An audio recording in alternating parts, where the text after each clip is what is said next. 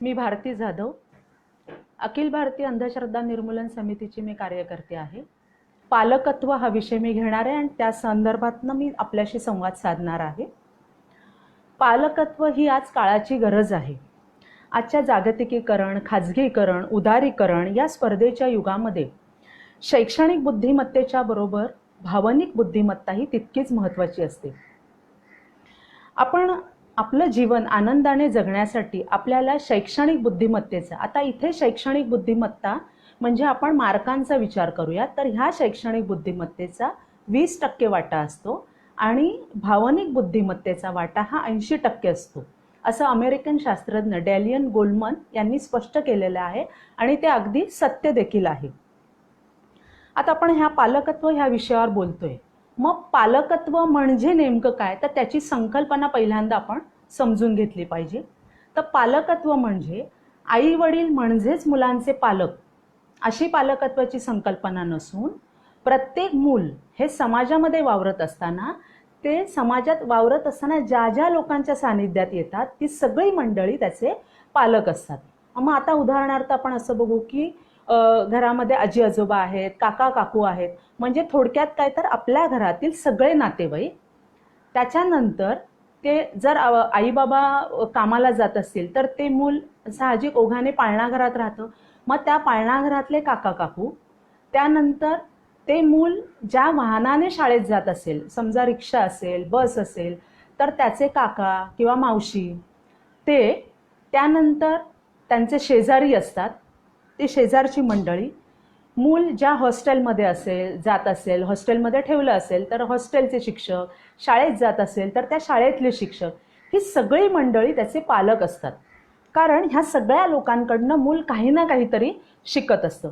आता त्याचं एक लाईव्ह उदाहरण मला तुम्हाला द्यावंसं वाटतं. आमच्या शेजारी एक कुटुंब राहतं आणि त्यांची 2 मुलं आहेत, एक मुलगा आणि एक मुलगी. आई बाबा दोघेही नोकरी करत असल्यामुळे त्या मुलांना पाळणाघरात ठेवावं लागत होतं आणि त्यांचं रोजचं रुटीन चालू असतं. आणि एके दिवशी असेच ते पाळणाघरातनं त्यांचे बाबा त्यांना घेऊन येतात आणि अनवधानाने त्याच वेळेला मी देखील बाहेरून येते आणि आमची दोघांची गाठभेट होते. आणि त्या बाबांकडे बऱ्याच बॅगा असतात त्यांच्याकडे, म्हणजे त्यांची स्वतःची बॅग, त्यांच्या मुलांच्या बॅगा, पाळणाघरातल्या वेगळ्या बॅगा, पुन्हा येताना आपण काही भाजी वगैरे खरेदी केली असेल तर त्या पिशव्या, अशा बऱ्याच बॅगा त्यांच्या हातात होत्या. आणि मग मी सहज त्या मुलाला म्हटलं, अरे बाबांकडे किती ओझं आहे, जर तू तुझी स्कूल बॅग जर तुझ्या पाठीला लावलीस तर एका बॅगेचं ओझं बाबांचं कमी होणार आहे. आणि काय कोणास ठाऊक की कदाचित त्या मुलाला ते पटलं असावं. आणि दुसऱ्या दिवशी म्हणजे त्याची लगेच रिॲक्शन, म्हणजे त्याची प्रतिक्रिया मला लगेच दुसऱ्या दिवशी समजली. दुसऱ्या दिवशी ज्या वेळेला संध्याकाळी पुन्हा ती मुलं घरी आली बाबांबरोबर आणि त्या मुलाने ती बॅग त्याच्या पाठीला लावलेली होती आणि हे त्याला मला दाखवायचं होतं आणि म्हणून त्याने दारावर अशी थाप मारली. तो लहान असल्यामुळे बेल वाजवायला त्याचा हात पोहोचत नव्हता आणि म्हणून त्याने दारावर थाप मारली. आणि मी दरवाजा उघडल्यावर तो म्हणाला की काकी, तुम्ही काल सांगितलं ना की आपली बॅग आपण पाठीला लावायची, बाबांचं ओझं कमी होणार, तर ही बघा मी माझी बॅग मी स्वतः घेऊन आलेलो आहे. म्हणजेच मला इथे हेच सांगायचं आहे की मूल समाजामध्ये वावरत असताना त्याला ज्या ज्या ठिकाणहून जे जे काही मिळतं ते तो आत्मसात करतो आणि ते शिकत असतो. हे त्याचं उदाहरण झालं.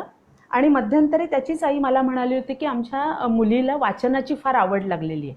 तर हे कसं झालं असेल, तर त्या म्हणाल्या की तिला पूर्वी असं काही पुस्तकं वगैरे वाचायला, इतकं काही अभ्यासाव्यतिरिक्त इतर पुस्तकं ती पाहत नव्हती. तर त्या पाळणाघरातले जे काका आहेत त्यांना वाचनाचा छंद आहे आणि ते काय करतात की वाचल्यानंतर एखादी गोष्ट म्हणा किंवा एखादा मुद्दा त्यांना जो आवडतो तो त्या मुलांना ते गोष्टी रूपामध्ये सांगत असतात. आणि हे तिला ते आवडलं आणि त्यातनं त्यांचं पाहून पाहून किंवा त्यांनी वाचल्यानंतर ते जे ऐकतात हे सांगून तिलाही असं वाटायला लागलं, अरे आपणही असं वाचलं पाहिजे. आणि मग छोटी छोटी पुस्तकं ती वाचायला सुरुवात करू लागली आणि मग तिला घरात तिचे आई बाबा पुस्तकं आणून द्यायला लागले. म्हणजेच काय की त्यांच्याकडनं ती वाचनाचा छंद तिने त्यांच्याकडनं घेतला. म्हणजे हेच एक गोष्ट इथे सांगायची पुन्हा एकदा नमूद करते की आई वडील हेच फक्त मुलांचे पालक नाही, तर ते मूल समाजात मध्ये वावरत असताना ज्या ज्या लोकांच्या सानिध्यात येतं, ज्यांच्याकडनं ते जे जे काही शिकतं ते सगळी मंडळी त्याचे पालक असतात. आता इथे एक तक्ता मी आपल्या समोर सादर करणार आहे. इरिक एरिक्सन यांनी सायकोसोशल डेव्हलपमेंट स्टेजेस सांगितलेल्या आहेत, मनोसामाजिक अवस्था. तर त्या 8 स्टेजेस आहेत, एकूण 8 स्टेजेस आहेत, पण त्यातल्या आपण पहिल्यांदा 5 की ज्या इथे आपल्याला गरजेच्या आहेत त्या 5 स्टेजेस आपण पाहणार आहोत. तर असा हा एक तक्ता मी बनवलेला आहे आणि तो तुम्हाला मी एक्सप्लेन करते की त्याच्यामध्ये वयाचे टप्पे दिलेले आहेत. त्यानंतर त्या टप्प्याचं नाव काय आहे ते मी एक्सप्लेन करेन आणि त्या स्टेजमध्ये त्या टप्प्यामध्ये आईवडिलांकडनं मुलाला काय मिळायला हवं हे त्याच्यामध्ये नमूद करेन. तर जो पहिला जो टप्पा आहे वयाचा 0 ते 1.5 वर्ष हा पहिला टप्पा आहे की इन्फंट, म्हणजे ती अवस्था कुठली आहे ते इन्फंट म्हणजे शैशवावस्था असणार आहे, ती शैशवावस्था असते मुलाची. आणि त्या स्टेजमध्ये त्या मुलाला ट्रस्ट म्हणजे आईवडिलांकडनं त्याच्यामध्ये ट्रस्ट निर्माण झाला पाहिजे. जर ट्रस्ट निर्माण नाही झाला तर मिसट्रस्ट निर्माण होतो, म्हणजे आईवडिलांकडनं त्याला एक विश्वास मिळाला पाहिजे. तो जर विश्वास नाही मिळाला तर अविश्वास निर्माण होतो. मग आता ह्याचं उदाहरण आपल्याला काय देता येईल की आता ते मूल अतिशय लहान असतं, ते ज्यावेळेला रडतं त्याला काही सांगता येत नाही, त्याला बोलता येत नाही, तो त्याची प्रतिक्रिया रडण्यामधनं व्यक्त करत असतं. मग मूल ज्यावेळेला रडतं तेव्हा ती आईला कळतं की अरे ह्याला भूक लागलेली असेल किंवा त्याने सू केली असेल किंवा शी केली असेल आणि ती त्याप्रमाणे ते सगळं बघते. म्हणजे तो रडला की आई त्याला जवळ घेते, त्याला फिडिंग करते, दूध पाजते. ही गोष्ट खूप महत्त्वपूर्ण आहे ह्या वयाच्या टप्प्यामध्ये, कारण आई ज्या वेळेला त्याला फीड करते तेव्हा ती त्याला अगदी जवळ घेते, एक विश्वासाने जवळ घेते त्याला. म्हणजे तो एक विश्वास असतो, प्रेमाने त्याला प्रेम मिळतं, आईकडनं प्रेम मिळतं, विश्वास मिळतो. आणि हा त्या टप्प्यामध्ये तो त्याला मिळाला पाहिजे. म्हणजे त्याच्यामध्ये एक अशी भावना नाही की मी रडलो तर मला आई दूध देते, मला ती जवळ घेते, म्हणजे एक प्रेमाची भावना त्याच्यामध्ये निर्माण होते. आणि ह्या वयामध्ये जर आईवडिलांवर जर त्याचा विश्वास बसला, म्हणजे प्रत्येक वेळेला माझे आईवडील मी रडलो की मला घेतायत, माझी गरज भागवतायत, किंवा त्याने जर शी सू केली असेल तर ती क्रिया व्यवस्थित स्वच्छपणे पार पाडली जाते आणि त्याला प्रेम मिळते त्या गोष्टीतनं, आई आपल्याला जवळ घेते, म्हणजे त्याच्यामध्ये आईवडिलांवरचा त्याचा विश्वास वाढतो. आणि आईवडिलांवरचा एकदा का आपल्या आईवडिलांवरचा विश्वास वाढला की तो जगावर देखील विश्वास ठेवायला सुरुवात करतो. म्हणजे इथे विश्वास संपादन करणं हे मुलाच्या दृष्टीने अतिशय महत्त्वाचं असतं आणि आईवडिलांकडनं ती पाहिजे. म्हणजे पहिल्या स्टेजमध्ये विश्वास मिळालाच पाहिजे, नाही मिळाला तर अविश्वास निर्माण होतो. वयाचा दुसरा टप्पा आहे की 1.5 ते 3 वर्ष हा वयाचा दुसरा टप्पा आहे. टॉडलर म्हणजे शिशु अवस्था असते त्याची.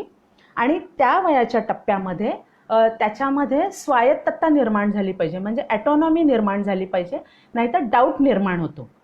मग आता इथे स्वायत्तता निर्माण झाली म्हणजे काय, तर तुम्हाला सगळ्यांना माहिती आहे की 3 वर्षापर्यंत मूल उभं राहायला शिकतं, चालायला शिकतं, ह्या सगळ्या गोष्टी तो करत असतो. आणि हे करत असताना प्रत्येक मूल धडपडतं, पडतं, तो कशाचा तरी आधार घेऊन उभा राहण्याचा प्रयत्न करत असतो. आणि ही ज्या टप्प्याप्रमाणे तो जी प्रतिक्रिया करत असतो त्याला पालकांकडनं खूप सपोर्ट मिळाला पाहिजे. आता ज्या वेळेला मूल कशाचा तरी आधार घेऊन उभं राहतं किंवा चालण्याचा प्रयत्न करतो, तो पहिल्याच वेळेला लगेच सक्सेस होईलच असं नाही, तो त्यावेळेला पडतो देखील, चालताना पडतो, उभा राहण्याचा प्रयत्न करत असताना तो पडेल. मग त्यावेळेला त्याला सपोर्ट मिळाला पाहिजे, म्हणजे आई वडिलांकडनं एक चांगली रिॲक्शन त्याला मिळाली पाहिजे की ठीक आहे तो उभा राहण्याचा प्रयत्न करतोय, आपण त्याला धरून सपोर्ट करूया, किंवा अरे वा तो उभा राहतोय, छान, म्हणजे चांगली क्रिया करतोय. पण जर तो ही क्रिया करत असताना जर तो पडतोय किंवा सतत पडत असेल तर काही वेळेला पालकांकडनं एक नकारात्मक सूर त्या मुलांपर्यंत, म्हणजे काय धडपडतोय, सारखा पडतोयस, असाच पडत राहशील तू, असं बऱ्याचदा ज्या वेळेला आई वैतागलेली असेल किंवा त्रासलेली असेल तर त्यावेळेला नकारात्मक प्रतिक्रिया पण त्या मुलांपर्यंत जातात. आणि मग ते मूल प्रयत्न करतं, पण त्याला असं वाटतं अरे आपण पडलो, आपण प्रयत्न करतोय आणि आपण पडतोय म्हणजे काहीतरी चुकीची गोष्ट आपल्याकडनं होते का, कारण त्यावेळेला त्याला आई ओरडते किंवा एखादा धपाटा घालते की असाच पडत राहणार तू, असंच करत राहणार तू नेहमी. म्हणजे अशी वाईट प्रतिक्रिया त्याच्यापर्यंत ती पोहोचली गेली नाही पाहिजे. तर त्याला उभं राहू द्या, त्याला तुम्ही सपोर्ट करा, ती गोष्ट त्याला मिळाली पाहिजे, म्हणजेच ॲटोनॉमी त्याच्यामध्ये निर्माण झाली पाहिजे. नाहीतर डाऊट, पुढे मोठं झाल्यानंतर काय होतं, त्याच्यामध्ये स्वतःविषयी एक शंका निर्माण होते की अरे मी ही गोष्ट करू शकतो की नाही, म्हणजे त्याला ती गोष्ट येत असते पण एक कॉन्फिडन्स नसतो, मी करू शकेन की नाही, असं त्याला सतत वाटत असतं. तर हे ह्या टप्प्यावर नाही झालं पाहिजे. म्हणजेच एक गोष्ट आपण इथे पुन्हा एकदा लक्षात घेऊया की स्वायत्तता त्या वयामध्ये स्टेजमध्ये त्या मुलाला मिळाली पाहिजे, नाहीतर त्याच्यामध्ये डाऊट निर्माण होऊ शकतो. त्यानंतर वयाचा तिसरा टप्पा आहे की 3 ते 6 वर्ष हे वय असतं अर्ली चाइल्डहुड, म्हणजे त्याचं खेळाचं वय असतं. आणि ह्या खेळाच्या वयामध्ये त्याला इनिशिएटिव्ह तो घेत असतो आणि ते जर त्याने नाही घेतलं म्हणजे पुढाकार वृत्ती त्याच्यामध्ये निर्माण होत असते आणि ती जर नाही निर्माण झाली तर त्याच्यात गिल्ट म्हणजे एक अपराधीपणाची भावना निर्माण होतं. मग हे कशा पद्धतीने निर्माण होतं तर ह्याच्यामध्ये मूल विविध खेळ खेळत असतं, खेळताना काहीतरी नवीन गोष्टी करण्याचा प्रयत्न करत असतं, म्हणजे सतत काहीतरी शिकत असतं ते. आणि मग घरामध्ये तो खेळत असताना, घरामध्ये वावरत असताना की खेळत असताना अनवधानाने त्याच्या हातातनं एखादी चुकीची गोष्ट किंवा वाईट गोष्ट, म्हणजे उदाहरणार्थ आपण उदाहरण काय घेऊया की समजा टीव्ही आहे आपल्या घरामध्ये, त्या मुलाला माहीत नसतं की तो टीव्ही किती महागडा आहे किंवा त्याला किती पैसे मोजावे लागतात, हे त्याला काही माहिती नसतं. तो खेळत असताना घरात बॅट बॉल खेळतोय समजा, आणि खेळत असताना किंवा एखादी जड वस्तू त्याच्या हातामध्ये आहे आणि चुकून ती त्याच्याकडनं टीव्हीवर लागते, ती चुकून लागली गेली जाते, बॉल खेळत असताना तो बॉल लागतो आणि टीव्ही फुटतो. तर अशा वेळेला सुद्धा म्हणजे एखादी आपल्या घरातली महागडी वस्तू त्या मुलाच्या हातातनं फुटली आहे हे आपल्या लक्षात आलेलं आहे, पण तरी देखील आपण त्याला ओरडलं नाही पाहिजे. म्हणजे पालकांनी एक गोष्ट इथे लक्षात घेतली पाहिजे की ठीक आहे, खेळताना आता तो टीव्ही फुटला, एखादी वस्तू आता ती फुटलेली आहे, ती त्याला ओरडून किंवा त्याला मारून ती गोष्ट काही परत येणार नाहीये, बरोबर.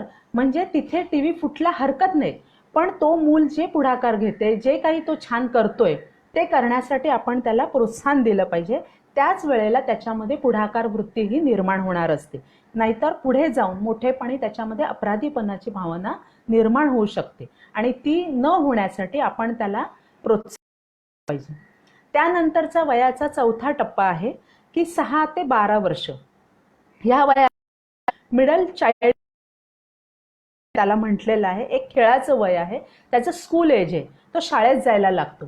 आणि ह्या वयामध्ये मुलांमध्ये ऑलरेडी विविध कौशल्य असतात, ती कौशल्य फक्त विकसित करण्यासाठी पालकांनी त्यासाठी प्रयत्न करायला हवेत. आणि मग ह्या स्टेजमध्ये पालकांकडनं मुलांना नेमकं काय मिळायला हवं तर इंडस्ट्री, म्हणजे त्या मुलांमध्ये एक प्रकारची उद्योगशीलता निर्माण व्हायला पाहिजे आणि ती निर्माण करण्यासाठी पालकांकडनं त्यांना प्रोत्साहन मिळालं पाहिजे. हां, तर मी इथे तो टप्पा एक परत घेते, जरा पॉज झाला होता. वयवर्ष 6 ते 12 हा 14 टप्पा असतो. मिडल चाइल्डहुड त्याचं स्कूल एज असतं, शाळेत जाण्याचं त्याचं वय असतं. आणि ह्या वयामध्ये इंडस्ट्री विरुद्ध त्याचं हे इन्फिरिटी म्हणजे एक न्यूनगंड, तर जर त्याच्यामध्ये उद्योगशीलता निर्माण नाही झाली तर न्यूनगंड निर्माण होऊ शकतो. आता हे कसं होतं, मुलांमध्ये बरीच कौशल्य असतात, मूल ते करत असतात किंवा आपल्याला बरेच प्रश्न देखील ते विचारत असतात आणि त्यावेळेला आपण त्यांना सपोर्ट केला पाहिजे, त्यांच्या प्रश्नांची आपण उत्तरं दिली पाहिजेत किंवा एखादी गोष्ट त्याला करायची, तो विचारतो की हे कसं होतं, एखादी गोष्ट कशी होते. आता इथे मी माझ्या मुलाचं एक उदाहरण देऊ इच्छिते, लाईव्ह उदाहरण किंवा आपल्या जीवनामध्ये जी उदाहरणं घडतात ती दिली म्हणजे ती आपण कॉन्फिडन्सपणे का सांगू शकतो, कारण ती आपल्या जीवनात ती घडलेली असतात. तर ज्या वेळेला माझा मुलगा लहान म्हणजे साधारणतः तो 5व्या इयत्तेत होता आणि त्याने असं विचारलं की पैसे कसे मिळतात ग, म्हणजे आम्हा दोघांना त्यांनी असं विचारलं की पैसे कसे मिळतात. तर आम्ही त्याला एक्सप्लेन केलं की काम केल्यानंतर पैसे मिळतात. मग मला पैसे कसे मिळणार असा त्यांनी प्रश्न उपस्थित केला. आता त्यावेळेला आम्ही म्हटलं की मग तू काहीतरी काम करायला पाहिजेस तर त्यावेळेला तुला पैसे मिळणार. मग मी काय काम करू शकतो, मग त्याला असं आम्ही सजेस्ट केलं की बाबा मग तू एखाद्या दुकानामध्ये कामाला जायला पाहिजे किंवा काहीतरी तिथे तू शिकायला गेला पाहिजेस, ते काम केलं तर तुला पैसे मिळणार आहेत. मग त्याप्रमाणे मग ठीक आहे, आम्ही ज्या वाण्याच्या दुकानातनं वाण सामान आणतो तिथल्या त्या काकांना आम्ही विचारलं की असं असं आमच्या मुलाला काही गोष्टी शिकायच्या आहेत की त्याला पैसे कसे मिळतात, मग बाबा काम करून पैसे मिळतात तर हे त्याला शिकायचं आहे, तर त्यासाठी की तुम्ही त्याला थोडे दिवस तुमच्या दुकानामध्ये कामाला ठेवाल का. तर त्यांनी साहजिकच अर्थात होकारार्थी म्हणजे ते म्हणाले अरे पाठवा ना, हरकत नाही. आणि त्यांचा छान परिचय होता आणि मग त्याने तिथे कामाला जायला सुरुवात केली. तो बरोबर म्हणजे मला वाटतं त्यावेळेला पावसाळ्याचे दिवस होते आणि पाऊस कितीही पडत असला तरी तो रोज सकाळी दुकान उघडायच्या वेळेला बरोबर त्या दुकानात जायचा आणि मग दुपारी जेवायला घरी यायचा आणि रात्री दुकान बंद झाल्यानंतर तो यायचा, किंवा तो सुट्टीचा कालावधी होता त्यावेळेला. आणि मग तो रोज दुकानात जायचा. मग त्याला ते कळलं की कोणी एखादा अर्धा किलो 1 किलो मागितलं तर ते कसं त्याचं वजन करायचं, ती गोष्ट त्याला तिथे कळली. म्हणजे वजन मापाचं प्रमाण पद्धत ही त्याला तिथे कळली. त्यानंतर त्या वस्तू पॅक करून कशा द्यायच्या हे त्याला समजलं. आणि मग त्या काकांकडनं, आता त्याला असं आम्ही आधीच सांगितलेलं होतं की काम केल्यानंतर पैसे मिळतात. मग त्या काकांना आम्ही काही रक्कम पाकिटात घालून त्या काकांकडे दिली होती आणि त्यांना म्हटलेलं की जेव्हा तो येण्याचा, आता तो उद्यापासून बंद करणार आहे, तर त्यावेळेला तुम्ही हे पाकिट फक्त त्याच्या हातात द्या आणि हे तुम्ही दिलंय असं म्हणून ते पाकिट त्याला द्या. म्हणजे त्याला कळेल की अरे बरोबर आहे, म्हणजे आपण एवढे दिवस काम केलं आणि काम केल्यावर तो मोबदला आपल्याला मिळालेला आहे. आणि त्याप्रमाणे त्याचे कामाचे दिवस संपले. तो घरी आल्यानंतर रोज अनुभव सांगायचा. आमच्या शेजारचे सुद्धा आम्हाला सांगायचे, अहो तुमचा विनय दुकानात दिसला, तो तिकडे कसं काय. मग आम्ही त्यांना सांगायचो की तो तिथे कामाला जातो, त्याला अमुक अमुक काही गोष्टी शिकायच्या आहेत आणि म्हणून तो तिथे जातो. पण विनयला देखील, म्हणजे माझ्या मुलाला देखील, म्हणजे आपण तिथे काम करतोय, आपले ओळखीचे लोक येतात म्हणून त्यालाही लाज वाटली नाही आणि आम्हालाही म्हणजे असं गिल्ट फिलिंग नाही झालं की अरे आपण दोघंही कमावतोय, तरी आपण आता एवढा मुलगा लहान आहे आणि तरी आपण त्या मुलाला आपण दुकानामध्ये कामाला पाठवलेलं आहे, हे असं आम्हालाही नाही वाटलं. कारण का, तर त्याला ती गोष्ट शिकायची होती. आणि त्याप्रमाणे त्याचे ठराविक कामाचे दिवस संपले आणि मग त्या काकांनी त्याला ते पाकिट दिलं आणि काकांना देखील त्याचं फार कौतुक वाटलं. म्हणजे एवढ्या लहान वयामध्ये त्याच्यामध्ये जिज्ञासू वृत्ती आहे, म्हणजे काहीतरी शिकायचं त्याची इच्छा होती आणि त्याप्रमाणे तो शिकला. आणि म्हणून काकांनी भेट म्हणून त्याला हातातलं एक घड्याळ देखील त्याला भेट दिलं आणि तो कौतुकाने ते घेऊन घरी आला आणि त्याला इतका आनंद झाला. तो म्हणाला मला पैसे पण मिळालेत आणि वर काकांनी मला गिफ्ट म्हणून मला घड्याळ देखील दिलेले. म्हणजे अशा छोट्या छोट्या गोष्टीतनं मुलं खूप साऱ्या गोष्टी शिकत असतात. मुलं जर एखादी गोष्ट करायला तयार असतात तर आपण त्याला सपोर्ट केलं पाहिजे. दुसरं एक उदाहरण देऊ इच्छिते की त्याला अशी शंका पडायची की आपण ज्या वेळेला मेडिकलमध्ये औषध आणायला जातो, जो पेपर आपण त्यांना दाखवतो, मेडिकलच्या दुकानामध्ये इतकी सारी औषधं असतात, मग त्यातनं ते औषध वाचल्यानंतर ते पटकन आपल्याला औषध कसं काय आणून देतात. मग पुन्हा तीच गोष्ट आम्ही रिपीट केली की ते तुला कसं समजणार, तर तू प्रत्यक्ष तिथे ज्या वेळेला उभा राहशील त्यावेळेला ती गोष्ट तुला समजणार आहे. आणि मग त्याचे बाबा फार्मासिस्ट असल्यामुळे त्यांचे बऱ्याच मेडिकलशी कॉन्टॅक्ट असतात. मग त्यांनी एका दुकानात तसं त्यांना विचारलं की तो माझा मुलगा 1-2 दिवस तुमच्या दुकानात आला तर चालेल का. म्हणाले हरकत नाही. आणि तो तिथे गेला. मेडिकलच्या दुकानामध्ये सुद्धा तो 2-3 दिवस, मला वाटतं आठवडाभर कामाला जात होता. आणि मग त्याला कळलं की जी मेडिकलच्या दुकानामध्ये जी औषधं लावलेली असतात ती काही औषधं ही अल्फाबेटिकली कप्प्यामध्ये लावलेली असतात आणि काही औषधं ही कंपन्यांच्या नावांप्रमाणे त्या ठिकाणी एकेका कप्प्यांमध्ये ठेवलेली असतात. आणि त्यामुळे कुठलंही औषध वाचल्यानंतर त्यांना पटकन कळतं की अरे हे औषध ह्या कप्प्यामध्ये आहे, हे त्यांना समजतं आणि ते आपल्याला पटकन औषध देतात. ही गोष्ट पण त्याला ती कळली, म्हणजे त्या दुकानामध्ये औषधांची रचना कशा पद्धतीने केलेली असते. तिसरं उदाहरण असं आहे की आपल्या घरी रोज वर्तमानपत्र येतं बघा. मग ते वर्तमानपत्र, म्हणजे त्याला असा प्रश्न पडायचा की प्रत्येक घरामध्ये आता वर्तमानपत्र द्यायला जी मुलं येतात ती काही सगळ्याच वेळेला मोठीच माणसं असं नाही, तर ती मुलं असतात, म्हणजे 17-18 वर्षाची किंवा त्याच्यापेक्षाही काही लहान वयांची मुलं असतात, अगदी 13-14 वर्षांची मुलं देखील येतात. मग तो म्हणायचा की त्यांना कसं कळतं बरोबर की प्रत्येक घरात, आता बिल्डिंग खूप मोठी असते, मग प्रत्येक घरामध्ये कुठला पेपर टाकायचा हे त्यांना कसं कळतं. मग ते तू म्हणजे तुला कळेल कसं पेपर टाकले जातात ते. आणि मग तो पेपर टाकायला सुद्धा, म्हणजे ह्या मला सांगताना पण मी इतक्या कॉन्फिडन्सपणे का सांगते, कारण माझ्या मुलाने ह्या सगळ्या गोष्टी अनुभव घेतलेला आहे त्याचा, त्यामुळे मी अभिमानाने त्या गोष्टी आणि म्हणजे कॉन्फिडन्सपणे सांगू शकते. आणि मग तो त्या पेपरवाल्यांकडे गेला. त्या पेपरवाल्या मुलाबरोबर रोज तो जायचा, त्याच्या हातामध्ये पण एक छोटा गठ्ठा दिला जायचा. आणि मग त्याच्या लक्षात आलं की पेपर वाटायला सुरुवात कशी करायची असते, तर आधी तर मग तो त्या मुलासोबत गेला आणि मग त्याला कळलं की पेपर वाटत असताना सगळ्यात वरच्या मजल्यावर आधी जायचं असतं आणि त्यांनी पेपर तसे सेट केलेले असतात, त्या रूम प्रमाणे ते पेपर लावलेले असतात आणि त्या प्रत्येक घरामध्ये ते पेपर टाकत ते खाली खाली येत असतात. मग हे त्याच्या लक्षात आलं. मग त्याला कळलं प्रत्येक घरामध्ये पेपर बरोबर कसा पोहोचला जातो हे त्याला समजलं. म्हणजे ह्या वयामध्ये मला ते म्हणायचं की मुलांमध्ये जे काही स्किल आहेत किंवा ती मुलं आपल्याला जे काही विचारतायत की ते आपण म्हणजे त्याची उत्तरं प्रामाणिकपणे देऊया, त्यांना त्यांच्या कौशल्याला दाद देऊया किंवा ते कौशल्य त्यांच्यात कसं विकसित होईल ह्यासाठी पालकांनी पुढाकार घेणं अत्यंत गरजेचं आहे. त्याच वेळेमध्ये त्याच्यामध्ये उद्योगशीलता निर्माण होणार आहे, नाहीतर न्यूनगंड निर्माण होईल. आणि ह्या स्टेजेसचा म्हणजे जे काही त्यांच्यामध्ये ज्या गोष्टी निर्माण होतात त्या आपल्याला लहानपणी लक्षात येत नाही. ती मुलं ज्या वेळेला मोठी होतात त्यावेळेला त्याचा उपयोग त्यांना तिकडे त्या मोठ्या वयामध्ये होणार असतो, नाहीतर मग मोठेपणी त्यांच्यामध्ये न्यूनगंड निर्माण होतो. वयाचा पुढचा 5वा टप्पा आहे वय वर्ष 12 ते 18.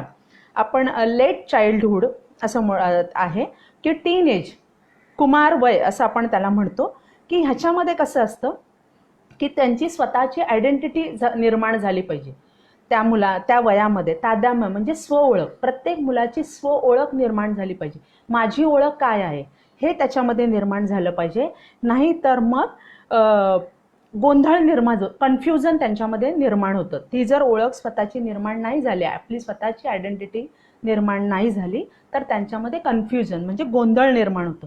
आता उदाहरणार्थ त्याच्यात आपण काय म्हणू शकतो की बघा, एक इथे साधा आपण सिनेमा बघत असतो, कोणताही सिनेमा घ्या, त्याच्यामध्ये काही दुःखद घटना घडत असते आणि त्यावेळेला प्रत्यक्ष तो बघत असताना आपल्याला देखील रडायला येतं. पण आपण एक गोष्ट इथे लक्षात घेतली पाहिजे की ते सिनेमामध्ये घडतंय, आपल्या प्रत्यक्ष जीवनामध्ये घडत नाहीये. मग ते आपण आपल्यावर किती लादून घ्यायचं किंवा त्याचा परिणाम आपल्या शरीरावर किती प्रमाणामध्ये करून घ्यायचा हे आपल्याला ठरवता आलं पाहिजे. किंवा तिथे आपल्याला दुसरं पण एक उदाहरण देता येईल की कमळाचं उदाहरण देता येईल की कमळाचं फूल हे नेहमी चिखलाच्या पाण्यात जरी उगवतं तरी सुद्धा त्या पाण्याचा किंवा त्या चिखलाचा स्पर्श त्याला होत नाही. म्हणजे मी त्याच्यात जरी उगवलं असलं तरी मी छानपणे वरती फुललेलो आहे, ते पाणी किंवा तो चिखल मला टच नाही झालेला आहे. त्याप्रमाणे प्रत्येक मुलाचे डेव्हलपमेंट त्यामध्ये होत असताना त्याप्रमाणे पालकांनी त्याला ट्रीट केलं पाहिजे. किंवा ह्या वयामध्ये मुलांनी पण आपल्यामध्ये स्वओळख, आपली स्वओळख काय आहे ती आपल्यामध्ये निर्माण झाली पाहिजे. आता त्याच्यामध्ये आपल्याला निसर्गतः काही गोष्टी आपल्याला प्राप्त झालेल्या असतात. आपला रंग, वय, उंची हे आपल्याला निसर्गतः प्राप्त झालेले असतात. त्याच्यामध्ये आपण कोणताही बदल करू शकत नाही. म्हणजे जे काही शरीर आपल्याला लाभलेलं आहे ते आपण जसं आहे तसंच्या तसं स्वीकारलं पाहिजे. आपल्यामध्ये आपण स्किल वेगवेगळ्या निर्माण करू शकतो. आपण कोणत्याही क्षेत्रामध्ये मोठं झाल्यानंतर जाऊ शकतो. तिथे तुमचा रंग, उंची, वय, जाडी ह्याला नगण्य प्राधान्य दिलं जातं. तुमच्या बुद्धीला, तुमच्या कौशल्याला, स्किलला तिथे प्राधान्य दिलं जातं. त्यामुळे स्वओळख ही ह्या वयामध्ये निर्माण झाली पाहिजे, नाहीतर कन्फ्युजन, मोठी मुलं ज्या वेळेला मोठी होतात त्यावेळेला त्यांच्यामध्ये कन्फ्युजन निर्माण होतं. तर हा इरिक इरिकसन यांनी सायकोसोशल डेव्हलपमेंटच्या ज्या स्टेजेस सांगितलेल्या होत्या त्यातल्या 6 स्टेजेस आपण इथे पाहिलेल्या आहेत. त्यानंतर आपण पुढचा मुद्दा इथे पाहणार आहोत, तो आहे की मुलांचा व्यक्तिमत्वाचा पाया हा पहिल्या 5 वर्षामध्ये भक्कम केला जातो. म्हणजे तो पहिली 5 वर्ष ही अतिशय महत्त्वपूर्ण असतात आणि त्या पहिल्या 5 वर्षांमध्ये मुलांचा मेंदू हा पूर्णपणे कोरा असतो. आणि ह्या कोऱ्या मेंदूमध्ये आपण म्हणजे घरातील आई वडील किंवा समाजाकडनं त्याला ज्या ज्या काही गोष्टी मिळतात त्या मेंदूमध्ये त्या टाकल्या जातात आणि त्यातनंच त्याचं पुढे प्रोग्रामिंग होतं. त्या सगळ्या गोष्टी तो ॲक्सेप्ट करतो आणि त्यातनं पुढे त्याचं प्रोग्रामिंग होत असतं. तसंच की त्यामध्ये तो आजूबाजूच्या परिसरामधनं म्हणजे ह्या वयाच्या 5 वर्षापर्यंत तो आजूबाजूच्या परिसरांमधनं जे जे ऐकतो, जे जे पाहतो, ज्याचा ज्याचा तो अनुभव घेत असतो, ह्या सगळ्या गोष्टी तो स्वीकारत जातो. सगळ्या गोष्टी तो स्वीकारत असतो, जशाचा तसा तो स्वीकारत असतो. आणि त्यामुळे वयाची पहिली 5 वर्ष डेव्हलपमेंटच्या दृष्टीने अतिशय म्हणजे महत्त्वपूर्ण असतात. हे आईवडिलांनी लक्षात घेतलं पाहिजे. आता त्यामध्ये अनुकरण करत असतात मुलं, ही नेहमी अनुकरणातनं शिकत असतात आणि ह्या वयात ती जास्त ॲक्सेप्ट ते करत असतात, अनुकरण जास्त प्रमाणामध्ये ती करत असतात. त्यामुळे प्रत्येक आईवडिलांनी आपण मुलांसमोर घरात वावरत असताना किंवा आपण आपली कृती कशी आहे ही ती मुलं पाहत असतात आणि त्यातनं ती शिकत असतात. मग समजा आपण असं एक उदाहरण घेऊया की घरातल्या व्यक्तींशी म्हणजे समजा घरात आजी आजोबा असतील तर त्या आजी आजोबांशी आपले आईवडील कशा पद्धतीने बोलतायत किंवा घरात येणारी व्यक्ती असेल, मग ती व्यक्ती कोणतीही असू देत, मग आपल्या घरामध्ये मग घरात म्हणजे मुलं, मी जसं म्हटलं की मुलं मध्ये मध्ये थोडासा पाऊस येत असल्यामुळे तो काहीतरी गोंधळ होते. मुलं मी जसं म्हटलं की आई वडील जसं काही घरात कृती करत असतात ती मुलं ती ॲक्सेप्ट करत असतात. मग ती मुलं पाहतात की आपले आई वडील इतरांशी कसे बोलत आहेत. मग समजा घरामध्ये आपले आजी आजोबा असतील तर त्या आजी आजोबांशी ते कशा पद्धतीने बोलत आहेत, किंवा आपल्या घरामध्ये ज्या ज्या व्यक्ती येत असतात, मग समजा आपल्या घरामध्ये कामवाली मावशी असेल तर त्या कामवाल्या मावशीशी कसं बोललं जातंय. आता बघा सगळ्याच घरांमध्ये त्यांना मावशी असं संबोधलं जात नाही, कामवाली बाई. मग बाई असं म्हणण्यापेक्षा जर आपण मावशी असा जर त्याचा उल्लेख केला तर ते ऐकायलाही बरं वाटतं आणि त्याचा मुलांवरही एक वेगळा परिणाम होतो. अरे नाही, म्हणजे ती पण आपल्या बरोबरीची व्यक्ती आहे कोणीतरी. मग त्या घरात येणारी कामवाली मावशी असेल, त्या मावशीशी कसं बोललं जातं, किंवा घरात सिलेंडर घेऊन येणारा माणूस असेल त्याच्याशी कशा पद्धतीने बोललं जातं, किंवा आपण एक अगदी साधं म्हणजे सेल्समन असतात बघा, सेल्समन येतात आणि ते कोणत्याही वेळेला येत असतात. आता समजा दुपारची वेळ आहे, आपण घरी झोपलेलं आहे आणि दारावरची बेल वाजली आहे आणि आपण दरवाजा उघडतो, सेल्समन आहे आणि आपल्याला खरं तर ती वस्तू घ्यायची नाहीये, पण तरीसुद्धा तुम्ही त्याच्यावर कसे रिॲक्ट होताय. म्हणजे तुम्ही साध्यापणाने सुद्धा सांगू शकता की नाही, आम्हाला काही घ्यायचं नाहीये, प्लीज, थँक्यू असं म्हटलं आणि म्हटलं तर ती मंडळी सहज निघून जातात.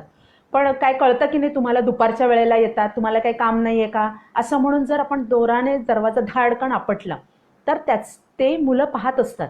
म्हणजे कुठलीही व्यक्ती असू दे, आपण त्यांच्याशी कशा पद्धतीने बोलतोय.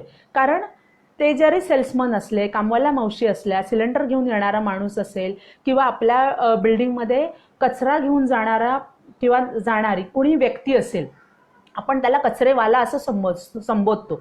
तो कचरा करणारा नसतो, आपण घरात केलेला कचरा तो उचलून नेणारा असतो, म्हणजे कचरा घेऊन जाणारा असतो. मग ह्या प्रत्येक व्यक्तींशी आपण कशा पद्धतीने संवाद साधतो.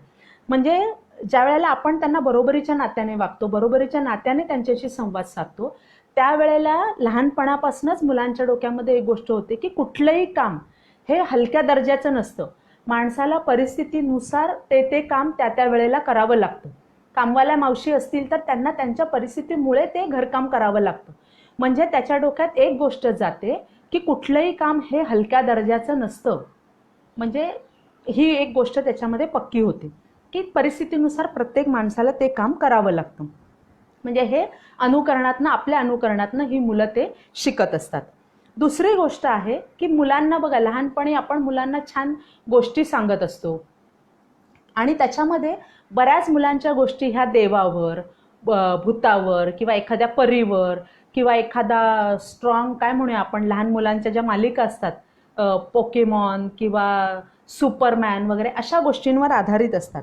आणि ह्या म्हणजे त्या गोष्टी सांगत असताना आणि की आपण मुलांना ते सांगितले पाहिजे की ही गोष्ट आहे, प्रत्यक्ष जीवनात अशा कुठल्याही गोष्टी घडत नाही. आपल्याला कुणी सुपरमॅन येणार आहे आणि तो तुला उचलून घेऊन जाणार आहे, किंवा आपण त्याच्यासारखा अशा गोष्टी करणार नाही आहोत. म्हणजे ह्या गोष्टी काल्पनिक आहेत. आणि बऱ्याचदा आपण ज्या वेळेला अशा काही गोष्टी त्यांच्याशी कथन करत असतो किंवा त्यांना सांगत असतो, त्यावेळेलाच आपल्याकडनं देव किंवा भूत किंवा सैतान, एखादा बागुलबुवा, ह्या आपल्याकडनंच त्या गोष्टी त्या मुलांपर्यंत जात असतात आणि मग त्यांच्या मेंदूमध्ये त्या फिक्स होत असतात. आता बघा, आई काय करते, मुलाला ती एखादी कृती तो मुलगा करत नसेल आणि आईला ते काम तिला त्याच्याकडनं पटकन करून घ्यायचंय. मग ती सांगते, बघा तू हे नाही केलंस तर तिथे काय, काय अंधार आहे आणि त्या अंधारामध्ये तुला माहितीये का काय आहे, बागुलबुवा आहे. म्हणजे त्या मुलामध्ये अंधाराची भीती निर्माण होते आणि एक बागुलबुवा म्हणजे अंधारामध्ये काहीतरी एक व्यक्ती असते, बागुलबुवा नावाची, भूत नावाची काहीतरी वस्तू असते, व्यक्ती असते, असं सांगितलं जातं आणि ते प्रोग्रामिंग त्या मुलाच्या मेंदूमध्ये केलं जातं. आणि वयाच्या 5 वर्षापर्यंत मी जसं म्हटलं की आपण मुलाच्या मेंदूमध्ये ज्या ज्या काही गोष्टी टाकतो तो मुलगा ॲक्सेप्ट करतो आणि त्याचं तसं तसं प्रोग्रामिंग होत असतं. आणि म्हणून त्या गोष्टी आपल्याकडनंच जातात. म्हणून शक्यतो आपण त्या टाळल्या पाहिजेत, टाळण्याचा तो प्रयत्न केला पाहिजेत, नाहीतर त्या गोष्टी त्यांच्या मनामध्ये घट्ट त्या रुजल्या जातात. आणि मग त्यातनंच सुरुवात मोठेपणी मग कुठेतरी अंधश्रद्धेची त्याच्यातनं सुरुवात होऊ शकते. आता आपण हा जो वयाचा टप्पा बघितलाय व्यक्तिमत्वाचा, की त्याचं व्यक्तिमत्व तिथे कसं घडलं जातं, किंवा वयाच्या 5व्या वयापर्यंत टप्प्यापर्यंत पालकांनी काही काही करायला पाहिजे, कसं त्या मुलाला डेव्हलप केलं पाहिजे, किंवा त्याच्या मेंदूमध्ये कोणत्या कोणत्या गोष्टी कशा पद्धतीने घातल्या पाहिजेत. आता आपण एक अशी 2 उदाहरणं बघूया की मूल शाळेत जायला लागलेलं आहे आणि शाळेतनं ज्यावेळेला ते मूल घरी येतं, मग घरी आल्यानंतर की प्रत्येक घरामध्ये त्याचं स्वागत कसं केलं जातं, की आपण अशी एक एक उदाहरण म्हणून 1-2 घरं पाहणार आहोत. त्याच्यामध्ये पहिल्यांदा मी असं घरांना नाव दिलंय की घर क्रमांक 1 आणि घर क्रमांक 2. तर त्यातलं आपण पहिल्यांदा घर क्रमांक 1 बघू. घर क्रमांक 1 मध्ये ज्यावेळेला ते मूल शाळेतनं घरी येतं, आई दरवाजा उघडते आणि उघडल्या काय झाली का शाळा, आज तरी घरचा अभ्यास आणलाय का व्यवस्थित लिहून, आणि तो नीट लिहून आणलायस का, आणि काय काय काय हरवलं शाळेमध्ये आज. म्हणजे त्या आईकडनं एक प्रश्नावर प्रश्न त्याला ती विचारत असते, काय काय हरवलं आज शाळेत, चला पटकन हातपाय धुवा आणि अभ्यासाला बसा, कालचा पण अभ्यास बाकी आहे आणि आज जो दिला असेल तो देखील आपल्याला अभ्यास करायचा आहे, खेळणी सगळं रविवारी, आज काही नाही, आता अभ्यासाला बसवायचं आहे. आणि मग लगेच आई दुसरा प्रश्न, की आज वर्गात कुणाकुणाला शिक्षा झाली, त्यात तुमचा पण नंबर लागलाच असेल. म्हणजे त्या मुलाला इतके प्रश्न की आईने असं त्याच्यावर हेच केलेलं आहे की ह्याला शिक्षा झालेलीच असणार, ह्याने काहीतरी वस्तू हरवलेल्याच असतील, घरचा अभ्यास नीट लिहून आणलाच नसेल, असे सगळे प्रश्न ती त्याला विचारते. आणि मग म्हणते, चल अजिबात टंगळमंगळ चालणार नाहीये, चल अभ्यासाला पटकन बस, अजिबात अभ्यासात टंगळमंगळ चालणार नाहीये, नाहीतर मग घरी बाबा आल्यानंतर काय होईल तुला माहितीये, पटकन आतल्या खोलीत जा, तू अभ्यासाला बस आणि माझी एवढी सिरियल बघून संपली की मी आतमध्ये येतेच की तू काय अभ्यास केलायस ते बघायला. आता इथे काय झालंय बघा, इथे काय झालंय की आईने काय केलेलं आहे की ती स्वतः सेफ राहिली आहे. बाबा नावाच्या व्यक्तीची, म्हणजे आपण बाबा नावाच्या बागुलबुवाची एक मुलाला भीती घातली, तू अभ्यासाला नाही बसलास तर बाबा घरी आल्यावर बघ काय होईल ते. म्हणजे बाबा नावाच्या व्यक्तीची तिने मुलाला भीती घातली आणि ती स्वतः मात्र काय झालेली आहे, सेफ राहिलेली आहे. आणि इथे दुसरी मुलाची बाजू काय आहे, तर त्या मुलाला आता त्यावेळेला खरं तर त्याला अभ्यासाला बसायचं नसतं, तो नुकताच शाळेतनं आलेला असतो. त्याला एकतर मुलांना कसं असतं की शाळेतनं आल्यानंतर किंवा पाळणा घरातनं आल्यानंतर त्या मुलांना आपल्या आईबाबांना खूप काही काही सांगायचं असतं, पण तेवढं म्हणजे त्यांची अशी खूप इच्छा असते आपल्याला हे सांग, आज असं झालं, आज तसं झालं, पण ह्या आईने त्या मुलाला संधीच दिलेली नसते. म्हणजे इथे मुलाला काय झालेलं आहे, त्याची इच्छा असो किंवा नसो, त्याला त्या आईचं ऐकावंच लागतं आणि अभ्यासाला बसावं लागतं. खरं तर तो ह्या ज्या परिस्थितीत अभ्यासाला बसतो त्याचं त्या अभ्यासामध्ये अजिबात मन लागणार नाहीये, हे खरं तर पालकांनी लक्षात घेतलं पाहिजे. कारण तो दिवसभर 5-5.5 तास शाळेत असतो आणि घरी आल्यावर तुम्ही लगेच त्याला पुन्हा अभ्यासाचा तगादा मागे लावला तर ते योग्य नाहीये. त्याला थोडं रिलॅक्स व्हायला वेळ दिला पाहिजे, त्याला खेळायला वेळ दिला पाहिजे. तर हे ह्या घरामध्ये होत नाहीये. हे झालं घर क्रमांक 1. आता आपण घर क्रमांक 2 पाहूया. तर त्या घरामधला आईचा आणि मुलाचा संवाद कशा पद्धतीने असतो. आज काय काय काय झालं शाळेमध्ये गमती जमती, असं ती आई लगेच त्याला आल्या आल्या विचारते. ठीक आहे, तू आता काय कर, पटकन खेळायला जा, तोपर्यंत मी देखील माझी कामं आटपते आणि मग आपण दोघं मिळून अभ्यासाला एकत्र बसू आणि अभ्यास पटकन पुरा करून टाकू. आणि मग ती आई म्हणते की अरे तुला ती परवा कविता शिकवली आहे बघ, ती तू मला परत एकदा म्हणून दाखव, तू ज्या वेळेला 1-2 वेळा म्हणशील त्यावेळेला ती माझी देखील पाठ होईल. कारण आपण मुलांबरोबर सतत गुणगुणत राहिलो, सतत एखादी गोष्ट आपण पण ऐकली तर ती आपली देखील पाठ होते. मग ती त्याला तशी म्हणते की तू परवा ती झालेली तुझी कविता आहे ती पुन्हा एकदा मला म्हणून दाखव, मग ती माझी देखील पाठ होईल. आणि आपण जो काल निबंध लिहिलाय ना त्याचा बघ काय शेवट तुला सुचतोय का, कारण मला तरी तो सुचलाय, मग आपण बघू म्हणजे तुझा शेवट काय आहे आणि मी माझाही सांगेन, असं ती म्हणते.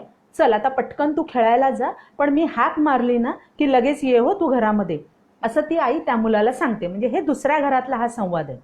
आता आपण दोन्ही घरं बघितलेत.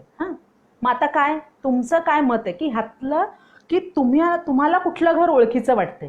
म्हणजे आता इथे आपण असा विचार करत असताना मी ज्यावेळेला असं बोलत असेल त्यावेळेला प्रत्येक जण म्हणजे समजा ऐकणारी जी मंडळी असेल ती विचार करत असतील, अरे ह्यातलं आपलं कुठलं घर आहे, म्हणजे तुम्हाला काय वाटतं की कोणतं घर तुमच्या ओळखीचं आहे. म्हणजे इथे असं आपण घराची पहिली बाजू पाहिली की ती म्हणजे एक पालकांची बाजू, पण दुसरी बाजू जी आहे आपण मुलाची बाजू लक्षात घेतली पाहिजे. इथे काय होतंय की बरेच पालक काय करतात की मुलांचं काही ऐकून न घेता, पालकांना कसं वाटत असतं की मुलांना मोठ्या आवाजात आपण बोललो, त्यांना जरा मोठ्या स्वरामध्ये बोललो, दरडावून बोललो किंवा त्यांचं काही ऐकून घ्यायच्या आधीच जर आपण मोठ्या आवाजात बोललो तर मुलं ऐकतात. आणि असं क्वचित प्रसंगी होतं देखील, मुलं ऐकतात पण ती मुलं फक्त भीतीपोटी ऐकतात. मग इथे मुलांच्या मनात ना पालकांविषयी आदर असतो, ना त्यांना पालकांविषयी प्रेम वाटतं. वाटते ती फक्त आणि फक्त भीती वाटत असते पालकांविषयी. हे पालकांनी इथे खरं तर लक्षात घेतलं पाहिजे आणि त्या पद्धतीने आपला मुलांशी संवाद किंवा आपली जी कृती आपण मुलांशी करतोय ती आपण केली पाहिजे. आता आपण इथे पुढे पालकांचे 4 प्रकार पाहणार आहोत. म्हणजे प्रत्येक प्रकारामधले पालक कशा पद्धतीचे असतात आणि ते मुलांशी कशा पद्धतीने वागतात. तर एकूण पालक 4 प्रकारचे असतात. आता हे 4 प्रकारचे पालक लक्षात ठेवण्यासाठी आपण A, B, C आणि D ही 4 अक्षरं तुम्ही जर लक्षात ठेवलीत तर तुम्हाला 4 पालकांचे प्रकार लगेच लक्षात येतील. पहिल्यांदा आपण A हे अक्षर बघू. A फॉर अथॉरिटेरियन हा पालकांचा प्रकार आहे. म्हणजे त्याच्यामध्ये सतत मुलांशी अधिकारवाणीने बोलणारे पालक असतात. त्यांचा जो स्वर असतो बोलण्याचा म्हणजे अधिकारवाणीने, म्हणजे मुलंही माझ्या अंडर आहेत आणि मी सतत काहीतरी मोठ्या आवाजात अधिकारवाणीने बोलणारे, म्हणजे हे पालक अथॉरिटेरियन हा पहिला प्रकार पालकांचा आहे. दुसरा प्रकार पालकांचा बघूया. बी फॉर बॅलन्स किंवा फ्लेक्झिबल पॅरेंट म्हणूया आपण. बॅलन्स म्हणजे कसं आहे की ते समतोल साधणारे पालक असतात किंवा प्रसंगी म्हणजे एखाद्या प्रसंगी ते लवचिक धोरण अंमलात आणणारे असतात पालक. म्हणजे थोडक्यात काय की शिस्त आणि प्रेम ह्यांचा योग्य मेळ हे पालक घालत असतात. हा झाला पालकांचा दुसरा प्रकार. आपण तिसरा प्रकार पालकांचा बघूया. सी फॉर क्रिटिकल पॅरेंट हे तिसरा प्रकार आहे पालकांचा. म्हणजे सतत कटकट करणारे, मुलांच्या मागे सतत कटकट करणारे पालक. ते मूल कसंही वागू दे पण सतत त्याने काही चांगलं केलं तरी नाही केलं तरी सतत कटकट करणारे पालक. तर हा तिसरा प्रकार आहे क्रिटिकल पॅरेंट. आणि चौथा प्रकार आहे पालकांचा डी फॉर डेमोक्रेटिक पॅरेंट. म्हणजे इथे काय आहे स्वैराचार आपण लक्षात घेऊया. मग स्वैराचार म्हणजे काय की मुलांना जास्त प्रमाणामध्ये फ्रीडम देणारे पालक. म्हणजे आपण मुलांना स्वातंत्र्य देतोच, सगळे पालक देत असतात, परंतु काही पालक असे असतात की ते अति प्रमाणामध्ये फ्रीडम मुलांना देत असतात. तर असे हे 4 प्रकारचे पालक आहेत. आणि हे पालक ज्या वेळेला मुलांशी त्या पद्धतीने वागतात मग त्यावेळेला ती मुलं मोठी झाल्यानंतर कशी होतील किंवा त्यांच्यावर लहान वयातच जर तुमच्याकडनं जी काही प्रतिक्रिया मिळते तर त्याचा परिणाम मोठेपणी कसा होणार आहे हे आता आपण लक्षात घेऊया. पहिला जो प्रकार मी जसं सांगितलं की ए फॉर अथॉरिटेरियन पॅरेंट म्हणजे सतत अधिकारवाणीने बोलणारे पालक. आता ह्याच्यामध्ये काय होतं की ते पालक सतत दरडावणाऱ्या स्वरामध्ये मुलांशी बोलत असतात. त्यांचा जो स्वर असतो तो सॉफ्ट असा नसतोच. मी नेहमी मोठ्या आवाजात बोलणं, सतत रागात बोलणं किंवा सतत खेकसून बोलणं असा त्या पालकांचा स्वर असतो. आणि त्यामुळे होतं काय की ह्याच्यामध्ये नुकसान होतं ते आपल्या मुलांचंच नुकसान होतंय हे पालकांच्या लक्षात येत नाहीये. ती मुलं त्यावेळेला लहान असतात आणि मग त्या पालकांच्या सतत अशा स्वरामुळे ती मुलं कोमेजून जातात आणि मग त्यांना त्या वयामध्ये कोमेजून गेल्यामुळे मग त्यांना लक्षात येत नाही की एखाद्या कठोर प्रसंगी आपण कसं सामोरं जायचं. त्याचा तो प्रकार जर एखादा प्रसंग आपल्या बाबतीत घडत असेल तर त्याला कसं हँडल करायचं हे नेमकं त्यांना कळतच नाही, त्यांच्या लक्षात येत नाही त्यांना ते. आणि मग ही मुलं बऱ्याच वेळा घाबरट बनतात. त्यांचा स्वभाव घाबरट बनतो कारण पालक सतत ओरडत असतात ना त्यांच्यावर, सतत मोठ्या आवाजात बोलतात आणि मग ती मुलं कुठेतरी घाबरून बसतात, भेदरलेली असतात. त्यांचा स्वभाव तसा बनतो आणि मग त्यांच्यामध्ये ओघाने साहजिकच त्यांचा आत्मविश्वास पण कमी होतो. आणि ज्या वेळेला समवयस्क मुलांमध्ये ती वावरतात आणि मग त्यावेळेला त्यांच्यामध्ये आत्मविश्वास नसतो. इतर मुलं त्यांच्याबरोबर विरुद्ध चांगल्या पद्धतीने बोलत असतात, चांगल्या पद्धतीने वागत असतात, एकमेकांशी मिळून मिसळून राहत असतात आणि ही मुलं कुठेतरी मागे पडतात कारण त्यांच्यामध्ये आत्मविश्वासाची कमतरता निर्माण झालेली असते पालकांमुळे. आणि सतत पालकांच्या दबावाखाली ती मुलं राहतात आणि राहिल्यामुळे ही मुलं पुढे जाऊन स्वतःचा कुठला निर्णय देखील घेऊ शकत नाहीत. म्हणजे थोडक्यात निर्णय क्षमता निर्माण होत नाहीत कारण ती जर मुलं काही सांगायला गेली तर पालकांचा स्वर सतत असं ओरडणार, तू गप्प बस, तुला काय कळतंय, असं म्हणून त्या मुलांची शक्ती कुठेतरी दाबली जाते. त्यांचं म्हणणं ऐकूनच घेतलं जात नाही आणि म्हणून ती सतत त्या पालकांच्या दबावाखाली ती मुलं राहतात आणि मग स्वतःचा निर्णय ती स्वतः घेऊ शकत नाहीत आणि मग हळूहळू ती आयुष्यामध्ये मागे पडायला लागतात. आणि मग एक प्रकारचा न्यूनगंड म्हणजे कायमचा न्यूनगंड त्यांच्यामध्ये निर्माण होतो. मोठ्यापणी देखील तो न्यूनगंड त्यांच्यामध्ये तसाच राहतो आणि त्याला मग तो न्यूनगंड त्यांच्यात निर्माण होतो, आत्मविश्वासाची कमतरता होते आणि समाजामध्ये ती मुलं कुठेतरी मागे पडायला सुरुवात होते. हा पहिला प्रकार झाला पालकांचा. दुसरा प्रकार मी सांगितला की बी फॉर बॅलन्स किंवा फ्लेक्झिबल पालक आपण त्यांना म्हणूया, की समतोल साधणारे पालक. आता समतोल साधणारे आणि प्रसंगी लवचिक धोरण अवलंबणारे. म्हणजे काही वेळेला आपण कसं म्हणतो, शिस्त ही पाहिजेच, मुलांना आपण शिस्त लावण्याचा प्रयत्न करतोच, पण कधी कधी त्याला थोडंसं लवचिक धोरण पण आपल्याला देता आलं पाहिजे प्रसंगानुरूप. जसं कुठली घटना घडते त्यानुसार आपण आपलं धोरण ठेवलं पाहिजे. मग आता बॅलन्स साधणारे म्हणजे कसं, तर शिस्त आणि प्रेम ह्या दोघांचा ताळमेळ त्यांना साधता येतो. म्हणजे एक साधं उदाहरण घेऊया बघा आपण, की औषधे ज्यावेळेला मूल आजारी पडतं त्यावेळेला आपण त्याला डॉक्टरांकडे घेऊन जातो आणि त्याला जे काही औषध दिलं असेल तर ते औषध कडू असतं. मग आता ते कडू औषध त्या मुलाला आपल्याला द्यायचे. मग कडू औषध ते मूल कसं पिणार? मग ती आई काय करते, तर त्या औषधामध्ये आपण मग साखर मिक्स करतो किंवा कधी कधी साखरेच्या ऐवजी मग त्याच्यामध्ये आपण मध मिक्स करतो आणि मग कडू आणि गोड ह्याचा आपण योग्य समतोल त्याच्यामध्ये साधतो आणि मग ते औषध आपण त्या मुलाला देण्याचा प्रयत्न करतो आणि मग मूल ते पितं. कारण कडू अजिबातच घेणार नाही, त्यापेक्षा कडू गोड करून आपण ते औषध त्या मुलाला देण्याचा प्रयत्न करतो. त्याप्रमाणे इथे पालकांचं धोरण असतं. मग हे पालक काय करतात, वेळोवेळी मुलांवर नैसर्गिकरित्या प्रेम करतात. त्यांना जे जे काही द्यायला हवं, म्हणजे ज्या ज्या गोष्टी सकारात्मक दृष्टीने द्यायला पाहिजे त्या सगळ्या गोष्टी हे पालक त्या मुलांपर्यंत देत असतात. त्यांना सतत प्रोत्साहन देत असतात. त्यांच्या चांगल्या गुणांची कदर करतात. म्हणजे नेहमी मुलांच्या चांगल्या गुणांची आपल्याला कदर करता आली पाहिजे आणि असं केल्यामुळे त्या मुलांमध्ये पण आत्मविश्वास वाढतो. अरे म्हणजे माझ्या ह्या गुणाचं कौतुक केलं म्हणजे त्यांना देखील ते बरं वाटतं. म्हणजे त्यांच्या चांगल्या गुणांची कदर करतात, त्याच्यावर विश्वास ठेवतात. म्हणजे ही गोष्ट ना खरं इथे खूप महत्त्वाची आहे बघा. जसं आपण वयाच्या 0 ते 1.5 वर्षामध्ये बघितलं होतं की मुलांमध्ये विश्वास निर्माण झाला पाहिजे आणि तो त्या वयात निर्माण झाला की तो कायम निर्माण होतो.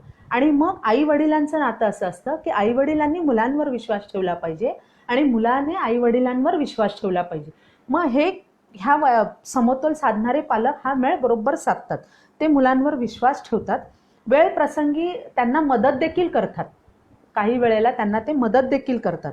आणि एक स्वतंत्र व्यक्ती आपल्याकडे बघा, एखादी व्यक्ती जरी लहान असली तरी ती एक स्वतंत्र व्यक्ती आहे असं म्हणून तिच्याकडे बघा आणि त्यांचं म्हणणं पूर्णपणे ऐकून घ्या आणि त्यांना तशी तुम्ही दाद द्या.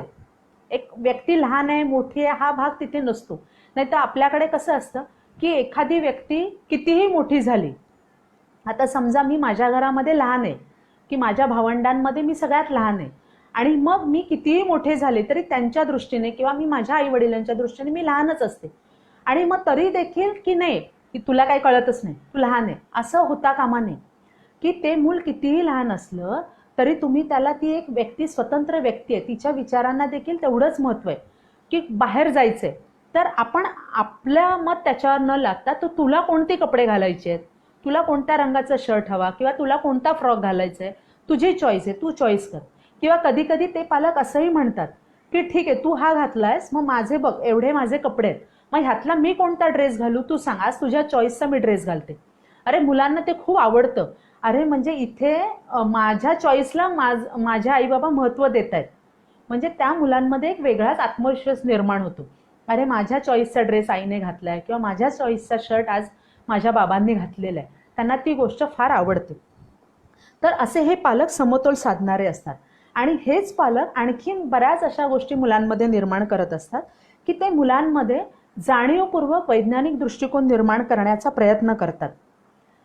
त्यांना तार्किक, बघा मुलांमध्ये, लहान मुलांमध्ये जिज्ञासू वृत्ती असते. एखादी गोष्ट जेव्हा घडते ना किंवा एखादी गोष्ट आपल्याकडनंही केली जाते तर ती अशी का होते, ती मुलं सतत आपल्याला प्रश्न विचारत असतात की ही गोष्ट का होते, कशामुळे होते, कशी होत असेल, कधी होते, असे प्रश्न विचारत असतात. आणि मग ती मुलं जेव्हा जेव्हा आपल्याला असे प्रश्न विचारतात तर त्या प्रश्नांना आपण त्याची सकारात्मक उत्तरं दिली पाहिजे. जे काही खरं आहे ते त्यांना सांगितलं पाहिजे. म्हणजे हे पालक जाणीवपूर्वक मुलांमध्ये वैज्ञानिक दृष्टिकोन निर्माण करतात आणि त्यांना जे जे काही प्रश्न पडलेत की त्या प्रश्नांची उत्तरं त्यांना प्रत्यक्ष कृतीद्वारे ती देत असतात. त्यांच्या जिज्ञासू वृत्तीला ते प्रोत्साहन देतात थोडक्यात. म्हणजे त्या मुलांची जिज्ञासू वृत्ती वाढीला लागते आणि पुढे मोठं झाल्यानंतर त्याचा त्यांना छान पद्धतीने त्यांच्या जीवनामध्ये त्याचा उपयोग होणार असतो. तार्किक विचार, आणि त्यामुळे काय होतं, मुलांची तार्किक बुद्धी वाढायला उपयोग होतो त्याचा. म्हणजे तार्किक विचार करायला त्या मुलांना वाव मिळतो की असं का होतंय, कशामुळे होतंय, किंवा ठीक आहे तू पण ही गोष्ट करून बघ. आणि मग आपल्याबरोबर ती मुलं ती कृती करत असतात आणि त्यातनं त्यांच्या एक एक स्टेजेस डेव्हलप होतात किंवा त्यांना एक एक गोष्टीची संकल्पना स्पष्ट होत जाते. म्हणजे तार्किक विचार करायला हे पालक त्यांना भाग पाडतात. त्याच्यानंतर हे पालक स्वतःबरोबर मुलांना विविध व्याख्यानांमध्ये सहभागी करतात किंवा एखाद्या समाजोपयोगी कामामध्ये सहभागी करतात. आता ही गोष्ट कधी घडेल तर मुळात ही गोष्ट ते पालक स्वतः पहिल्यांदा ते करत असले पाहिजेत. म्हणजे पालकांना तशी सवय असली पाहिजेत की बाहेर एखाद्या ठिकाणी आज छान व्याख्यान अरेंज केलं आणि ते अगदी आपल्या घरापासून जवळ आहे किंवा पेपरमध्ये आपण ती जाहिरात वाचतो, आज अमुक अमुक ठिकाणी ह्या व्यक्तीचं भाषण आहे, तर तिथे स्वतः ते पालक जात असले तरच ते मुलांना आपल्याबरोबर घेऊन जाणार असतात. आणि मग ते पालक त्या आपल्याबरोबर त्या मुलांना देखील त्याच्यामध्ये सहभागी करून घेतात. आणि समाजोपयोगी कामामध्ये त्या पालकांना तशी सवय असल्यामुळे मग त्या पालकांबरोबर ते मुलंही त्याच्यामध्ये त्या प्रोसेसमध्ये येतं आणि साहजिकच कळत नकळत त्या मुलांनाही देखील त्याची सवय लागते. जसं आपण मगाशी म्हटलं की प्रत्येक पालकांचा संवाद किंवा त्यांची कृती ही मुलं आत्मसात करत असतात. म्हणजे आपल्याला मुलाला वेगळं काही सांगावं लागत नाहीत की हे असं केलं पाहिजे तसं केलं पाहिजे, आपलं बघून बघून ती मुलं शिकत असतात. हे पालक मुलांचं म्हणणं जे काय आहे, हा तुला काय म्हणायचंय तू सांग, हे त्याचं म्हणणं पूर्णपणे ऐकून घेतात. आणि हे खरं तर सगळ्या पालकांनी केलं पाहिजे. त्यांचं म्हणणं काय आहे ते तुम्ही पूर्णपणे ऐकून घ्या.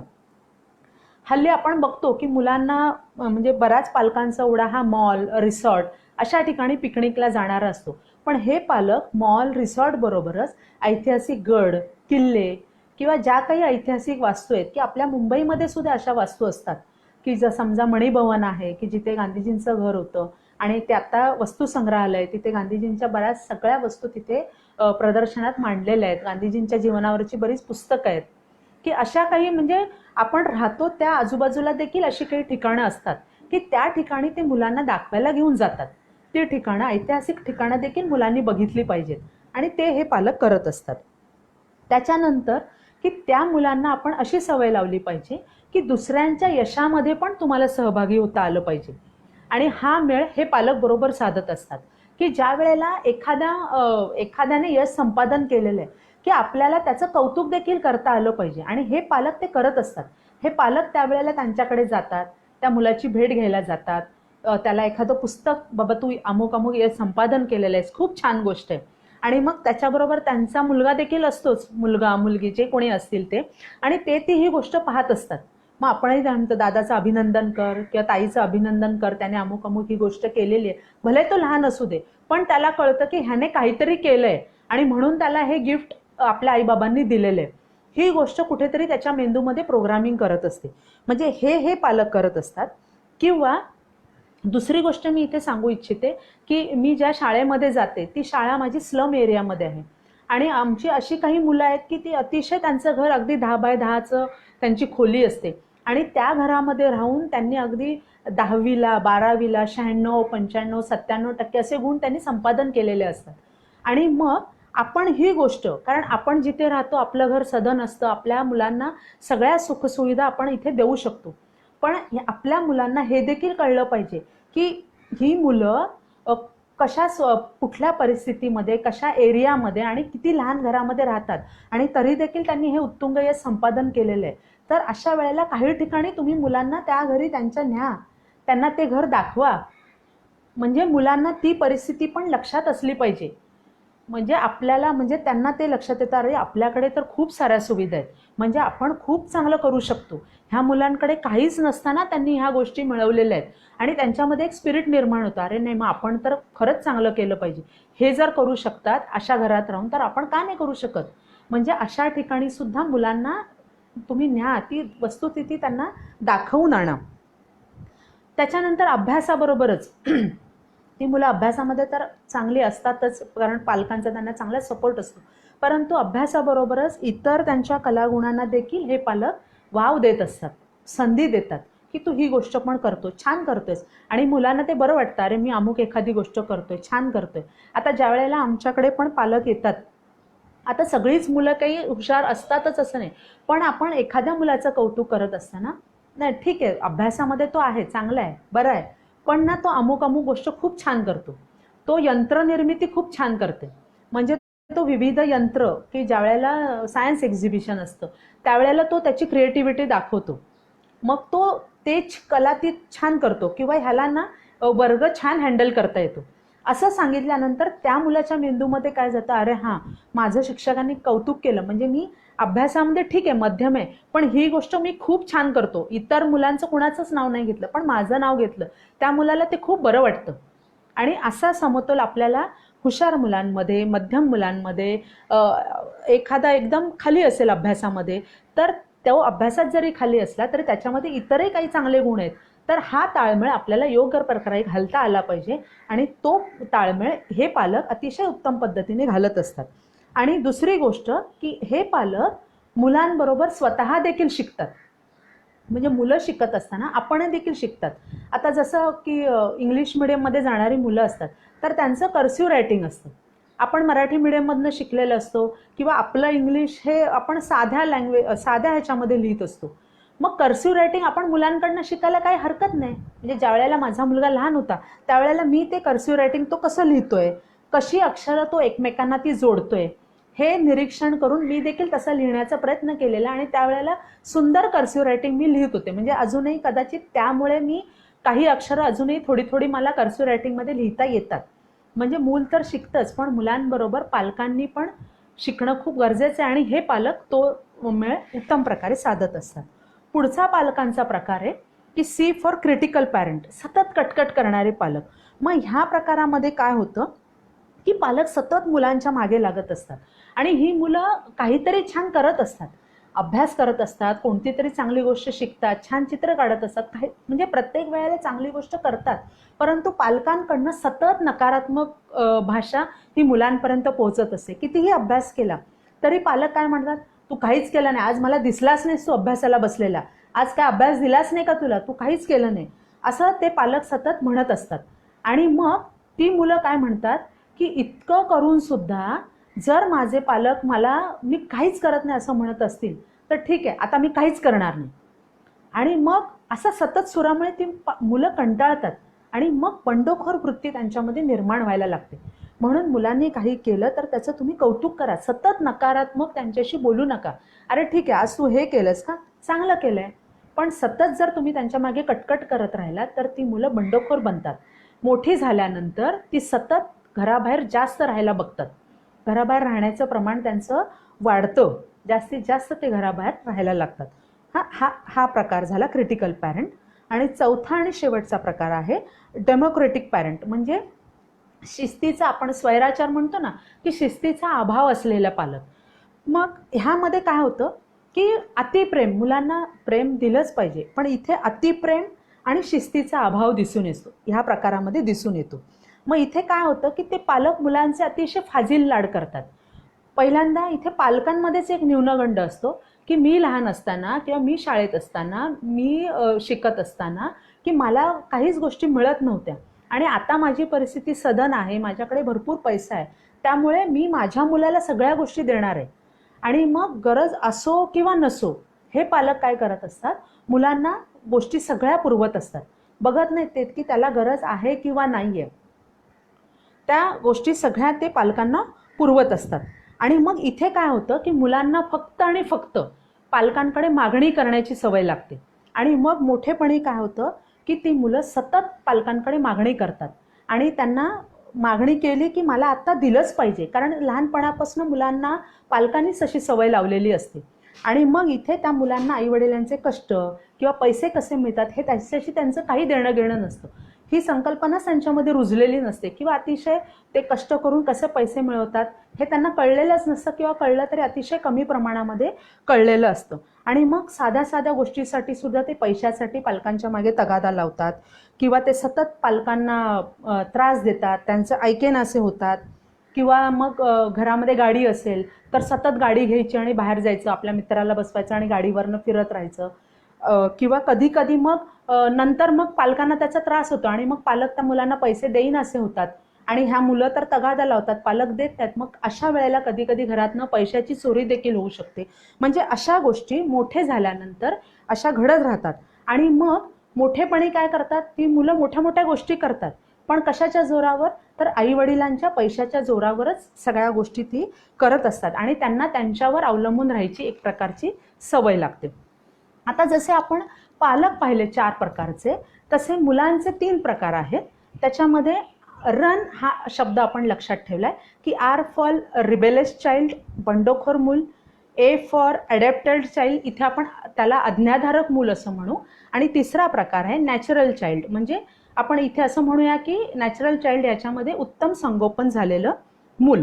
आता रिबेलियस चाइल्ड या प्रकारातल्या मुलांचा स्वभाव कसा असतो, तर ती मुलं खूप बंडखोर असतात, आदळआपट करणारी असतात. एखादी गोष्ट त्यांना मागितली आणि त्यांना ती आपण आत्ता नाही दिली तर ती लगेच गडाबडा लोळतात, कुठलीही वस्तू घे आणि ती आपट, असं ते करत असतात आणि पालकांचं ऐकेन अशी होतात, घर सगळं डोक्यावर घेतात.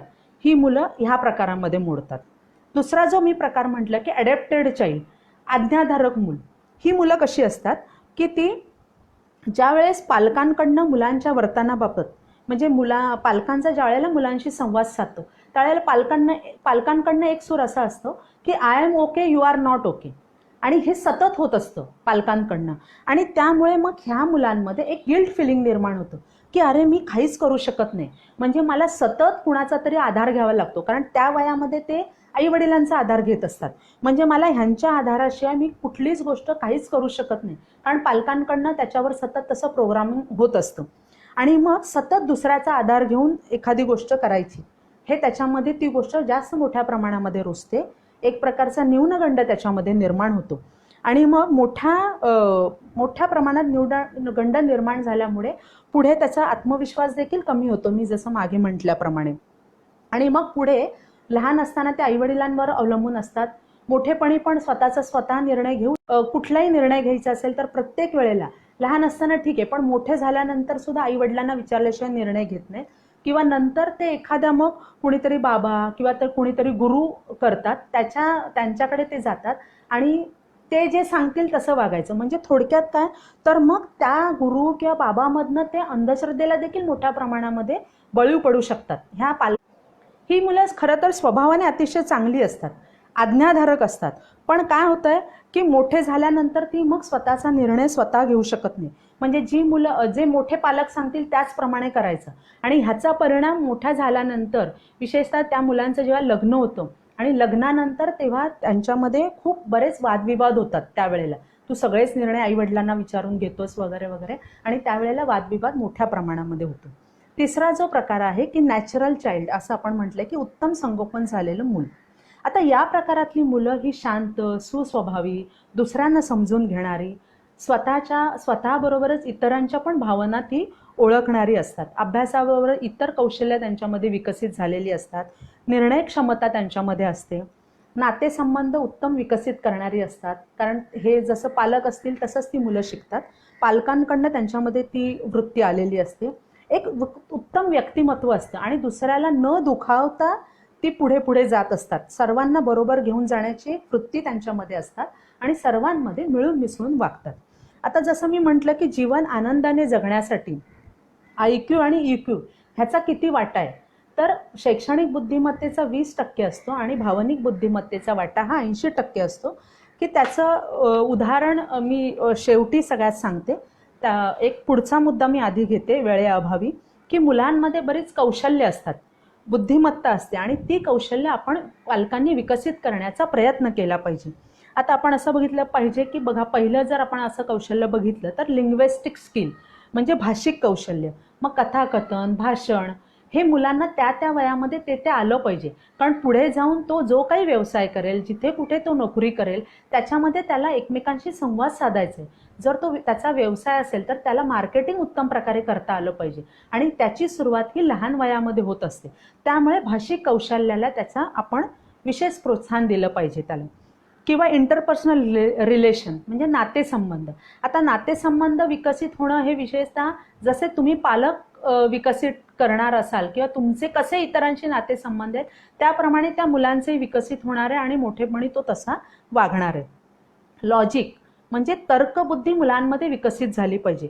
मग त्यासाठी गणित असेल, म्हणजे जसं ते म्हणतात ना, मुलं विचारतं आपल्याला एखादी गोष्ट घडते का, कधी, कशी, तर त्याला प्रत्यक्ष कृती करून ते बघू दे, म्हणजे त्याच्या तर्काला ते पटेल. आपण सांगतोय म्हणून त्याने ॲक्सेप्ट केलं पाहिजे असं नाही, त्याला प्रत्यक्ष कृती करू दे, म्हणजे त्याला ते पटेल, म्हणजे त्याची लॉजिक बुद्धी पण डेव्हलप होईल. आणि पुढे मोठे झाल्यानंतर अभ्यासामध्ये तो मोठा झाल्यानंतर जर विविध स्पर्धा परीक्षांना सामोरं जाणार असेल तर त्यावेळेला त्याची लॉजिक बुद्धी ही त्याला तिथे वापरता येणार आहे. इंटरपर्सनल रिलेशन म्हणजे तो स्वतःच्या तर भावना ओळखेल, स्वतःच्या भावना ओळखायला लागेल, दुसऱ्यांच्याही भावना त्याला ओळखता येतील. आणि स्वतःच्या भावना ज्या वेळेला मूल ओळखतं त्यावेळेला एकांतामध्ये सुद्धा ती व्यक्ती, ते मूल आनंदाने राहत असतं, कारण त्याच्याकडे विविध छंद असतात, बऱ्याच गोष्टी असतात आणि त्यामुळे तो एकांतात देखील आनंदाने राहू शकतो. आता मुलांसोबत जसं आपण त्यांची बुद्धिमत्ता पण आपण पुढच्या बघतो की 3 प्रकारच्या, आपण आता इथे प्रत्यक्ष 3 प्रकारच्या बुद्धिमत्ता बघूया की म्युझिकल आहे. आपण MBA हा शब्द लक्षात ठेवूया. M फॉर म्युझिकल म्हणजे संगीत आहे, कला आहे, चित्रकला आहे, वाद्यवादन आहे. ह्या सगळ्या कला म्हणजे अभ्यासाबरोबर मुलांना तिथेही सपोर्ट करा, तेही शिकू देत. कारण इथे एक छोटंसं उदाहरण देते मी की आमच्या शाळेमधला एक विद्यार्थी होता, जनार्दन धात्रक नावाचा. आता तो खूप उत्तम मोठा गायक आहे आणि तो अभ्यासामध्ये सो होता, पण तो नेहमी ना त्या शाळेतल्या संगीत शिक्षकांच्या बरोबर असायचा. नेहमी कुठे काही वाजवायचं आहे, वाद्यवादन करायचं आहे की जनार्दन गेलाच तिकडे, गायनाची स्पर्धा आहे, तो जनार्दन वर्गातला तास बुडवून तिथे जाणार. त्यावेळेला इतर शिक्षक खूप त्याला ओरडायचे, तू माझा तास बुडवलास, अमुक तमुक, पण त्या संगीत शिक्षकांनी त्याला फार सपोर्ट केला होता. आणि आज तुम्हाला सांगते, म्हणजे मला सांगायलाही आनंद वाटतो, तो माझाच विद्यार्थी आहे जनार्दन धात्र. तो आज एक मोठा उत्तम गायक झालेला आहे. तो स्वतःचे अल्बम स्वतः बनवतोय. म्हणजे सारेगमप ही जी गायनाची जी स्पर्धा आहे त्याच्यामध्ये सुद्धा तो अव्वल होता. म्हणजे मुलांचे कलागुण तुम्ही ओळखा, वेळीच ओळखा, पालकांनी ओळखा, शिक्षकांनी पण ओळखले पाहिजे आणि त्यानुसार त्याला सपोर्ट केला पाहिजे. B फॉर बॉडी कायनेस्टिक, खेळ, नृत्य, स्विमिंग, त्या वयामध्ये मुलांना ते शिकवा, ते दिलं पाहिजे आपण. आणि A फॉर आर्किटेक्चर, चित्रकला असेल, शिल्पकला असेल, म्हणजे फक्त मेडिकल किंवा इंजिनिअरिंग म्हणजेच माझं मूल हुशार असं नाही, तर कोणत्याही क्षेत्रात गेल्यानंतर आपलं कौशल्य मुलगा तिथे दाखवेल आणि त्याप्रमाणे तो सक्सेस होईल. फक्त तुम्ही त्याला सपोर्ट करा, तुमचा त्या मुलावर विश्वास असला पाहिजे आणि मुलांचाही आईवडिलांवर. नाही, मी जे म्हणतोय ते माझे आईवडील मला देणारच, किंवा मी असा एक विश्वास त्यांच्यामध्ये दोघांमध्ये तुमच्या निर्माण झाला पाहिजे. आता शेवटी मुलांसोबत वागण्याचे काही नियम आहेत, ते थोडक्यात विशद करते. आपण सगळ्यांनीच ते नियम, म्हणजे माझ्यासकट आपण सगळ्यांनी ते आत्मसात आणले पाहिजेत की कोणत्याही परिस्थितीमध्ये, इथे एक मला सांगा, कोणत्याही परिस्थितीमध्ये मुलांशी निगेटिव्ह बोलू नका. अपशब्द, शिवीगाळ तर आपण अजिबातच वापरायची नाही आहे. निगेटिव्ह शब्द त्यांच्यापर्यंत पोहोचले नाही पाहिजेत. मुलांची जास्तीत जास्त कौशल्य विकसित करा. एकाच वेळेला मुलांमध्ये अनेक कौशल्य आपण विकसित करू शकतो. उदाहरणार्थ आपण जर बघितलं, क्रिकेटमधला आपला जुना खेळाडू रवी शास्त्री, तर तो क्रिकेट तर उत्तम खेळतो, पण तो क्रिकेटसोबत नंतर तो कॉमेंट्री देखील करत होता. म्हणजे खेळ तर चांगला खेळतोच, पण उत्तम कॉमेंट्री देखील तो करू शकतो. म्हणजे एकाच वेळेला दोन्ही गुण त्याच्यामध्ये विकसित झालेले आहेत.